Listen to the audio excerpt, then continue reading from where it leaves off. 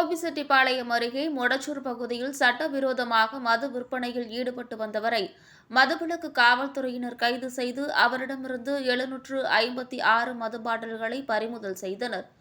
கோபிசெட்டிப்பாளையம் அருகே உள்ள மொடச்சூர் பகுதியில் சட்டவிரோதமாக மது விற்பனை செய்யப்படுவதாக கோபி மதுவிலக்கு காவல்துறையினருக்கு ரகசிய தகவல் கிடைத்தது.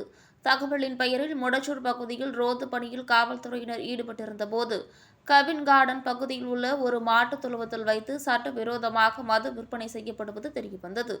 அதனைத் தொடர்ந்து விற்பனைக்காக வைத்திருந்த 75,000 மதிப்புள்ள 756 மது பாட்டில்களை கோபி மதுவிலக்கு டிஎஸ்பி சண்முகம் தலைமையிலான காவல்துறையினர் பறிமுதல் செய்து சட்டவிரோதமாக மது விற்பனை செய்து வந்த கவின் கார்டன் பகுதியைச் சேர்ந்த குபேந்திர பிரபு என்பவரை கைது செய்து விசாரணை நடத்தினர்.